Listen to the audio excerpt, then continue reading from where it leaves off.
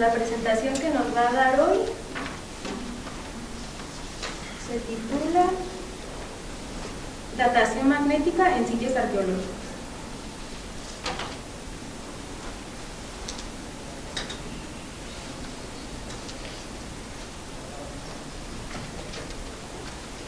Bien, buenas tardes a todos. Esta plática inicialmente le iba a dar el doctor Arturo Guichesville, pero tuvo un compromiso, entonces me dejó encargado.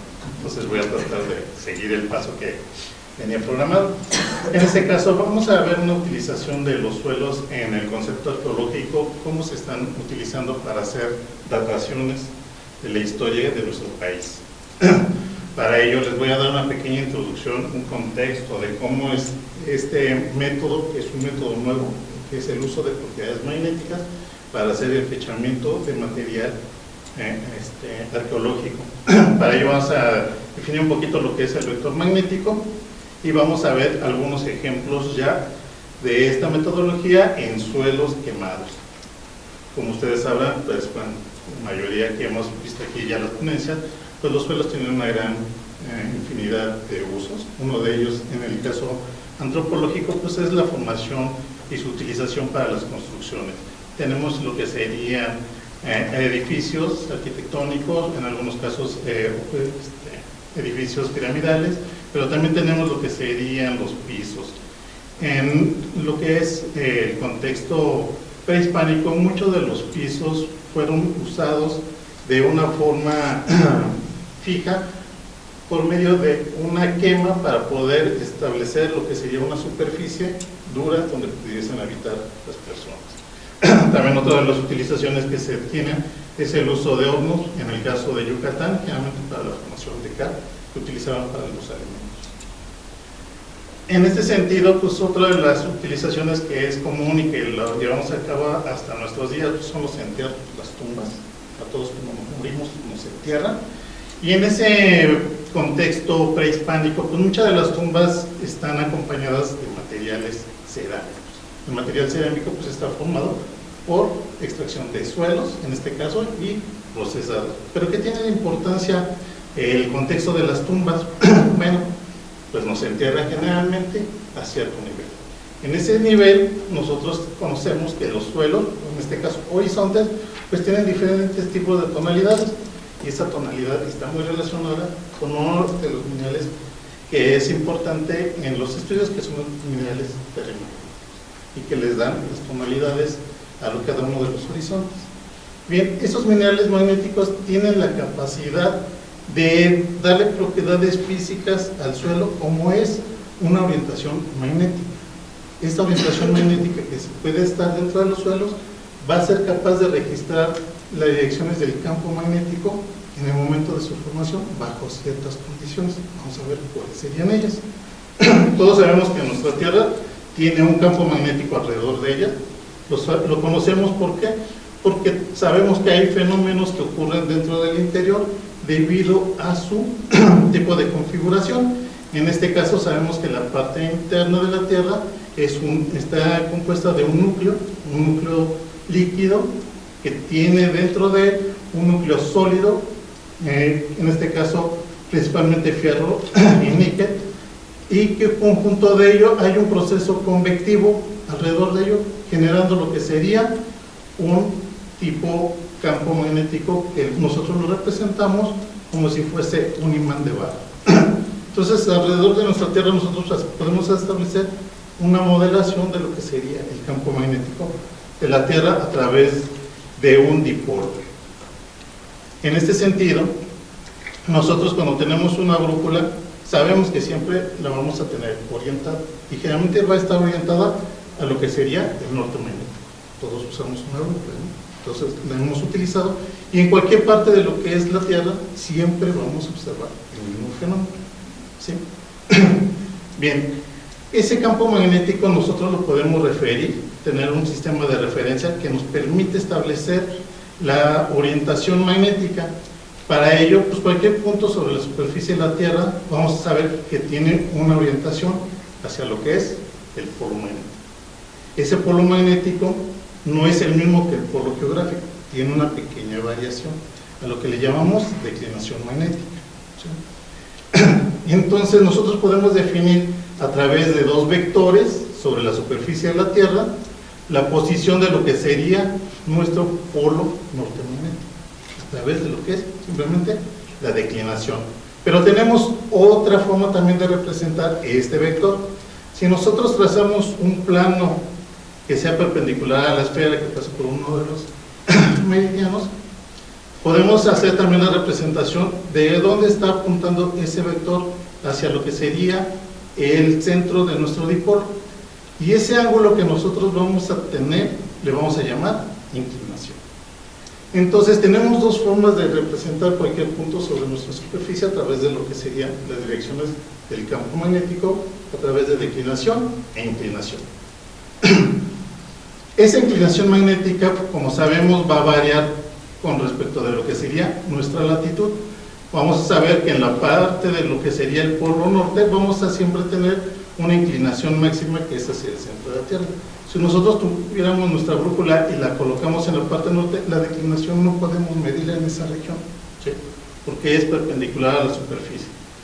Sin embargo, nosotros a través de esta representación podemos entonces determinar por medio de la inclinación su posición en cuanto a la latitud. Bien, nosotros hemos hecho mediciones a partir de los años 1590 con un registro continuo de dónde está el polo magnético, y se ha observado que ha cambiado a lo largo del tiempo. Esas observaciones se llevan a cabo por medio de observatorios alrededor del mundo. Aquí en México tenemos la posibilidad de tener un observatorio en Teoloyucan que se encarga de estar monitoreando la posición del campo magnético terrestre. Estas serían nuestras posiciones con respecto de nuestro vector. Vemos que el registro para nosotros es de 1920 y se ha hecho de forma casi continua hasta los años 2019. Tenemos algunos pequeños datos de imprecisión, algunos eventos que han ocurrido en nuestra historia, como la revolución, que han impedido a veces el monitoreo continuo de lo que es el vector del campo magnético.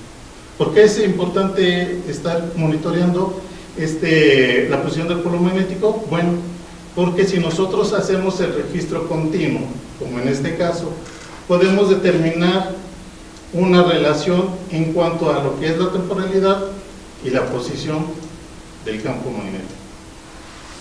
Estos estudios de la posición del campo magnético, pues ya hay países que lo han hecho desde antes que nosotros. Tenemos el registro principalmente de Reino Unido y de Italia, que han hecho un monitoreo desde 1600, ya de forma más continua, hasta 1950. Y vean que la posición del polo magnético no es estática, ha cambiado a lo largo del tiempo, con una variación de declinación prácticamente de 30 grados y una inclinación de alrededor de 10 grados. Estas dos, si ustedes visualizan, dos curvas son muy similares. Lo mismo ocurre para la parte de España, donde han hecho también la modelación de cómo ha sido la posición del campo magnético. Bien, nosotros si hacemos un estudio de cuál es la posición en el pasado por medio de piezas arqueológicas estableciendo su fechamiento, podemos ir haciendo una reconstrucción de cómo se ha comportado el campo magnético en el pasado y también hacer proyecciones de cómo se debería de comportar en el futuro. Actualmente, ahorita el campo magnético de la Tierra está muy cercano a lo que es la posición del polo norte, entonces la declinación prácticamente casi es cero. Estos registros, ¿para qué sirven o para qué es importante estar monitoreando? Como ya les había comentado, pues bueno, si nosotros hacemos las proyecciones en el pasado, este es hasta el año de 1990, podemos hacer estudios de proyección a través de modelos numéricos e identificar cuáles son las posiciones del polo magnético, lo que nos permitiría identificar a través de posiciones de piezas arqueológicas o suelos, en este caso la ubicación del campo magnético y determinar su fechamiento. Aquí hay un registro de cómo es la variación del campo magnético con fechamientos de características del carbono 14. Entonces podemos establecer que prácticamente hay un comportamiento muy diferente para cada uno de los años. Lo que ha hecho el laboratorio que tenemos aquí en Geofísica de la Unidad Michoacán, pues hemos reconstruido una curva para lo que es Mesoamérica, utilizando piezas desde los mayas hasta lo que es el periodo de los de Teotihuacán, para poder establecer una curva que es de referencia para el material arqueológico de nuestro país. ¿Cómo funciona la técnica? Bueno, los minerales magnéticos cuando están en calentamiento, pues van a sufrir una pequeña variación con respecto del campo magnético que esté presente en el momento que se está formando ese material o que se está cocinando. Cuando el material se enfría, toda nuestra pieza arqueológica tiende a orientar lo que serían sus minerales magnéticos en la dirección del campo magnético presente. De esta forma nosotros podemos utilizar tanto el suelo, en este caso que se haya quemado, como lo que serían las superficies, en este caso de los hornos, o el lugar donde se haya producido el material cerámico. Es decir, entonces si él está en constante calentamiento, todos sus momentos magnéticos están en un principio desorientados y al paso del enfriamiento se van orientando. De esta manera, entonces, nosotros al tomar un pequeño trozo del material cerámico podemos determinar su orientación magnética. De esta manera, nosotros podemos establecer cuál sería la declinación magnética de un material. ¿Qué necesitamos para que funcione este mecanismo? Pues que una de las dos, o que el material se haya permanecido estático, o bien que el objeto cerámico haya permanecido en su lugar, que no haya cambiado de posición. Muchos de los pueblos antiguos pues sufrieron en sus periodos de abandono pues incendios, o en este caso pueden utilizar la rosa, tumba y quema para hacer sus cultivos, y entonces se va quemando parte de lo que sería el piso o suelo.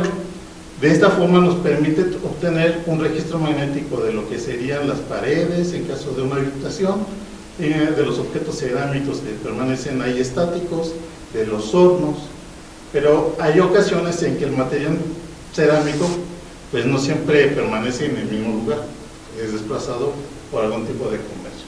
Aquí hay algunas zonas de excavación, en este caso ustedes pueden ver en este sitio arqueológico que se encuentra ahorita en Altamira, que está siendo rescatado. Ven que está debajo siempre de lo que sería el material del suelo.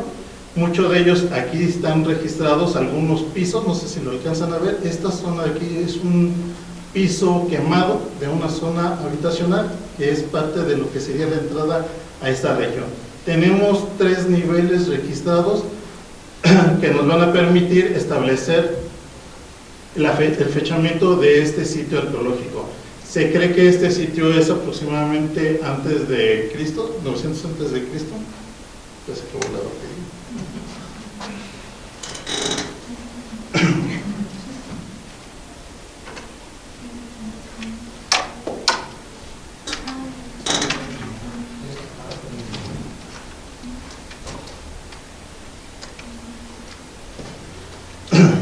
Y aquí tenemos al doctor Apto introduciéndose a lo que sería uno de los hornos que están expuestos. El material en este caso ha sufrido calentamiento, por lo tanto hay un registro de la orientación magnética de su último uso, así como el suelo que está alrededor. Si ustedes ven, aquí hay una superficie que también está quemada que nos permite hacer el registro de la orientación magnética.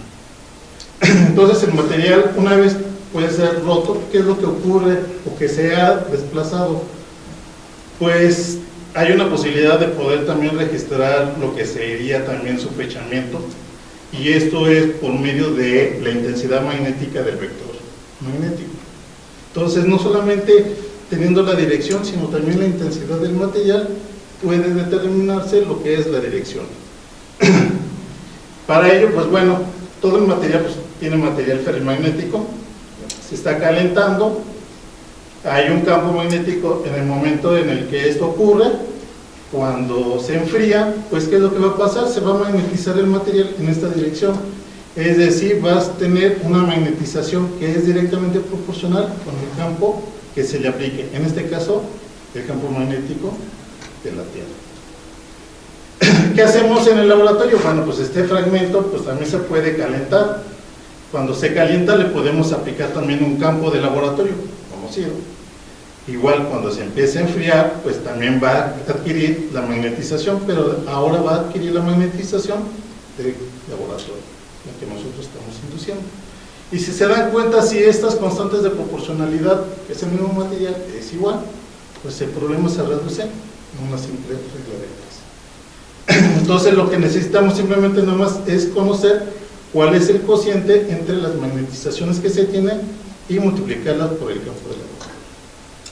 El proceso que se hace es de forma continua a través de diferentes pasos de calentamientos para ver que el material no sufra alteraciones químicas que puedan llevar a una modificación del campo magnético. Entonces simplemente hacemos un efecto de correcciones a través de métodos numéricos. De esta forma, pues se puede entonces establecer una pieza arqueológica, saber cuál es su intensidad. En el caso de México, pues sabemos que nuestras intensidades van desde los 300 hasta los 500 militeslas. Por lo tanto, cualquier objeto que esté en nuestro territorio va a tener esas orientaciones. Cada una de estas intensidades magnéticas le va a corresponder una cantidad con respecto del año. Haciendo modelación numérica a través de Spline, nosotros podemos determinar una curva, que es la curva que nosotros tenemos a través de todos los registros de las piezas arqueológicas que tenemos. De esta forma, pues simplemente con el vector magnético, si conocemos la declinación, la inclinación y la intensidad, podemos corresponder cuál es la probabilidad que tiene para ese sitio. En este caso aquí tenemos para esta ubicación esta zona que es nuestra densidad de probabilidad para la que es declinación, inclinación e intensidad. Las integramos las tres y nos resulta que nos da una precisión de tratamiento. En este caso son 90 años. Vamos a ver un ejemplo de cómo se hace un fechamiento electromagnético utilizando piso quemado en unas plazuelas. En este caso es el sitio de plazuelas en Guanajuato. En esta parte nosotros tenemos un suelo quemado. Si ven, la parte de la edificación tiene un registro que es un ambiente también quemado. Nosotros suponemos que esto puede ser parte de del abandono del sitio y que este incendio probablemente también fue del pasado. Cuando estamos haciendo los estudios es necesario estar monitoreando el campo magnético en la zona para ver que no exista una alteración magnética. ¿Qué es lo que se hace? Se extrae una muestra del piso quemado, se hace una orientación magnética, se marca en este caso la dirección del campo magnético actual para poder determinar la declinación que pueda tener el material. Para ello se hacen fraccionamientos para poderlos introducir a los equipos, que también nosotros aquí tenemos todo el instrumental necesario. Y en este caso esta muestra se fragmenta en especímenes. Para hacer un estudio generalmente se requieren entre 9 a 10 especímenes de aproximadamente 2.5 centímetros. O sea, realmente esta muestra, si ustedes ven, mide alrededor como de unos entre 7 a 8 centímetros. Realmente es muy pequeñito lo que necesitamos. Se hace el tratamiento magnético para identificar cuál es ese cociente.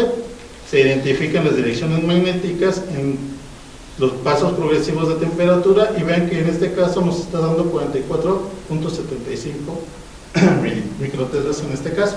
Es el campo característico para el que nosotros estamos utilizando aquí en México.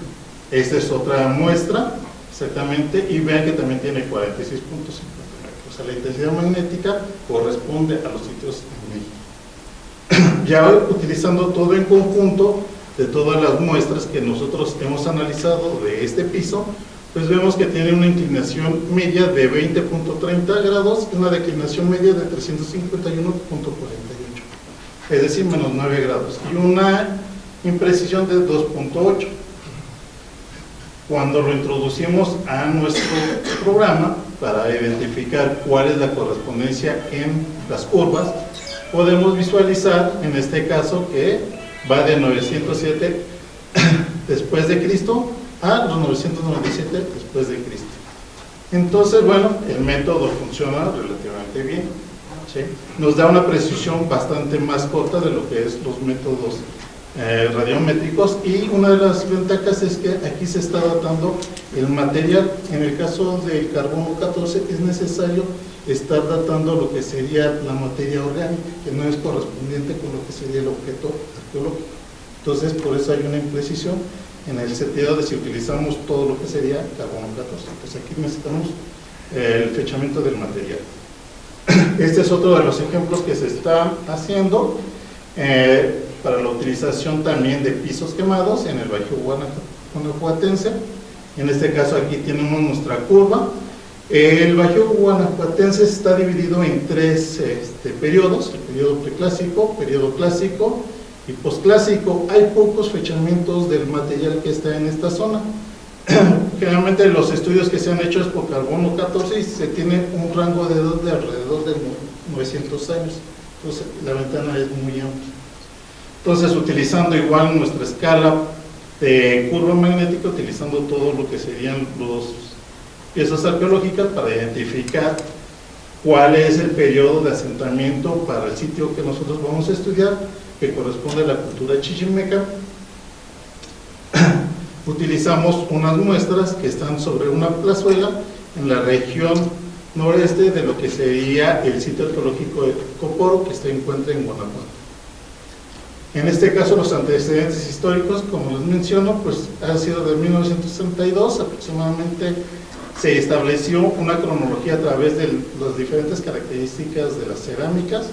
Se ubicaron tres comportamientos característicos, pero no es hasta 2005 cuando se tiene el fechamiento por carbono 14, y vean, el intervalo es de 0 a 900 después de Cristo, es muy amplio. Entonces, el objetivo del proyecto es establecer a través de un piso cerámico, establecer de qué región se encuentra este sitio. Para ello, pues bueno, vamos al sitio de Plazuelas. Si ustedes ven, las superficies han sido quemadas, todo lo que serían las zonas superiores. Se extrae una pequeña muestra, en este caso aquí están mis compañeros colocando lo que sería la brújula y orientando lo que sería el trozo de piso quemado en la dirección del norte magnético actual. Se extrae con mucho cuidado para no fragmentar el suelo, es un suelo bastante frágil, y una vez que se extrae del sitio de excavación se hacen unas marcas para poder remarcar lo que sería la orientación magnética. Se embalaja con mucho cuidado para transportarlo al laboratorio. En este caso se tomaron muestras de varios sitios, pero el que les voy a presentar corresponde a lo que es el conjunto gotas, que es aquí en este tipo de estructuras tenemos 1, 2, 3, 4 muestras, y estos son los sitios de extracción.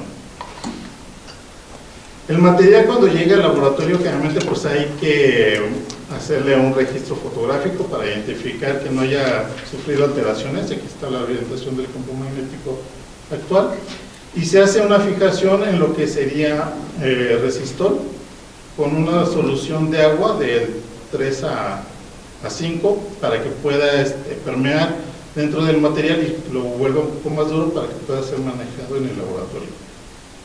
Después, otra parte del material es encapsulado en yeso, que es un material magnético y que realmente no produce ninguna alteración en la señal magnética. Una vez que tenemos estos muestras, son cortados en pequeños especímenes y se van a introducir dentro de lo que sería el magnetómetro para hacer las lecturas.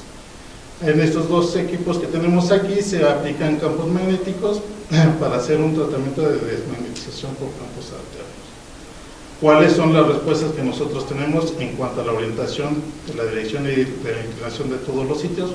Pues tenemos esta etapa inicial. Si ustedes se dan cuenta, la mayor concentración de sitios o de las muestras tienen una dirección norte. Aquí nos va a dar la posición de la declinación e inclinación del polo magnético de la formación de estas características. Se hace un análisis por cada una de las muestras. En este caso, aquí se detectó un sitio que no tiene un agrupamiento. Es decir, ese suelo no está quemado, aunque aparentemente en campo se veía que sí, pero no es. Entonces este material pues se desecha porque no funciona. Después de hacer los procesos de desmagnetización, ese es el resultado que nosotros tenemos. Aquí se hace un análisis, en este caso ya estadístico, para obtener la inclinación y declinación promedio.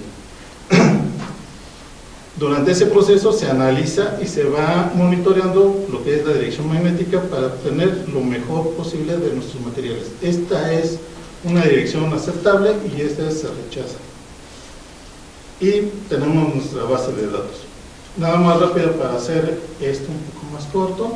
analizamos lo que sería una muestra. Vean que tenemos una declinación de 24.35 grados, una declinación de 353 y un alfa de 5.2 grados. Metiéndolo al software, en este caso solamente tenemos componente de declinación e inclinación, tenemos nuestra densidad de probabilidad, y en este caso, si ustedes visualizan, tenemos 3 edades probables. En este caso de 684 antes de Cristo, de 157 también antes de Cristo y de 736 después de Cristo. El piso que nosotros extrajimos pues es de una zona de edificación piramidal, no había en la etapa primaria, por lo tanto las 2 primeras se desechan, que no corresponden al establecimiento del periodo, y nos quedamos con la última. En este caso la datación de ese piso es de 736 después de Cristo a 956 después de Cristo. Es decir, tenemos 200 años, que es mucho mejor a los 900 que teníamos echados anteriormente por carbono 14. ¿Cuáles son las ventajas de nuestro método? Bueno, pues que nos permiten hacer nuestros estudios en excavaciones modernas, donde se encuentra el material in situ, provocando que tengamos unas mejores apreciaciones de la edad de los sitios arqueológicos, que completan lo que serían las edades radiométricas que se hayan evaluado en los sitios, y pues que nos permite la interacción con los edafólogos y los arqueólogos que están trabajando en los sitios arqueológicos a través de un método geofísico. Todo el trabajo que nosotros estamos haciendo, pues bueno, yo lo vengo a presentar una parte, pero es un grupo bastante grande. Esto solamente es como el 10% de todas las personas que trabajan con nosotros. Y gracias pues a lo que es el Laboratorio Universitario de Geofísica Ambiental y el Servicio Electromagnético Nacional, es que hemos hecho este trabajo en conjunto. Y bueno, pues muchísimas gracias.